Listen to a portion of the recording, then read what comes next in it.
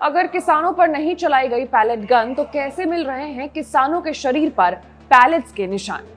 MSP पर कानूनी guarantee समेत कई और मांगों को लेकर किसान आंदोलन कर रहे हैं और दिल्ली आने की कोशिश कर रहे हैं। 13 फरवरी को दिल्ली आने की कोशिश करने के बाद 21 फरवरी को फिर से किसानों ने दिल्ली कूच की कोशिश की, लेकिन वो नाकाम रहे। किसानों को रोकने के लिए दिल्ली पुलिस हर संभव प्रयास कर रही है। वहीं 21 फरवरी को दिल्ली पुलिस ने किसानों को रोकने के लिए पैलेट गन का भी इस्तेमाल किया है। हालांकि पुलिस इस बात को नकार रही है, लेकिन सवाल है कि अगर दिल्ली पुलिस ने किसानों पर नहीं चलाई है पैलेट गन तो किसानों के शरीर पर पैलेट के निशान कैसे मिल रहे हैं? पैलेट गन कितने खतरनाक होते हैं इसका आपको अंदाजा भी नहीं है। तो आज चर्चा इसी मुद्दे पर करेंगे। नमस्कार, मैं हूं आशी सिंह आनंद और आप देख रहे हैं एबीपी लाइव। इन तस्वीरों में किसानों के जो शरीर पर निशान दिख रहे हैं वो कोई ऐसे वैसे निशान नहीं है, ये पैलेट्स के निशान हैं जो आंदोलन के बीच इन बेचारे किसानों पर दागे गए। पैलेट गन का इस्तेमाल सिर्फ 21 फरवरी को ही नहीं बल्कि 13 और 14 फरवरी को भी हुआ है। प्रोटेस्ट में जख्मी किसानों का इलाज कर रहे संगठन खालसा एड का दावा है कि पुलिस ने किसानों पर पैलेट गन इस्तेमाल किया है। हालांकि हरियाणा के डीजीपी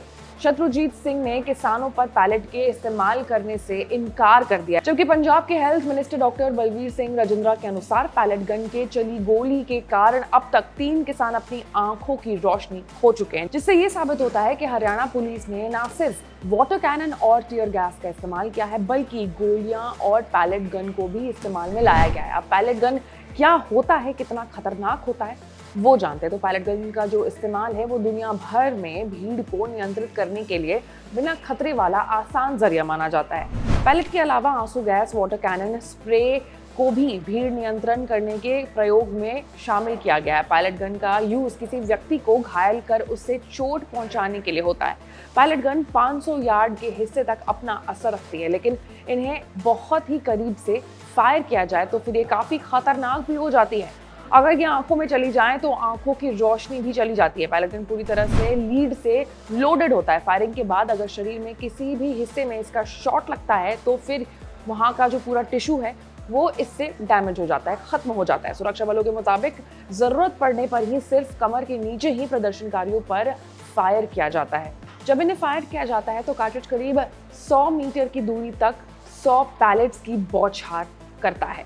अब जरा सोचिए, इतनी खतरनाक चीज हमारे अन्नदाता पर इस्तेमाल की जा रही है, जैसे कि वो हमारे देश के किसान ना हो बल्कि कोई आतंकी हो। कहाँ तक ये बात जायज है, जहाँ एक तरफ डीजीपी कह रहे हैं कि किसानों के ऊपर ऐसा कुछ भी कोई भी पैलेट गन इस्तेमाल नहीं किया है, लेकिन वहीं दूसरी तरफ रिपोर्ट्स को देखें, मेडिकल रिपोर्ट्स को देखें, डॉक्टर्स की बात सुने और किसानों के शरीर पर निशान को देखें तो इससे ये बात साफ नजर आता है कि जी हाँ, किसान आंदोलन में पुलिस की तरफ से पैलेट गन्स का इस्तेमाल किया गया है। वहीं किसान आंदोलन से जुड़े हर एक मुद्दे से अपडेटेड रहने के लिए आपको एबीपी लाइव को लाइक, सब्सक्राइब और शेयर करना होगा। मैं थी आपके साथ आशी सिंह आनंद।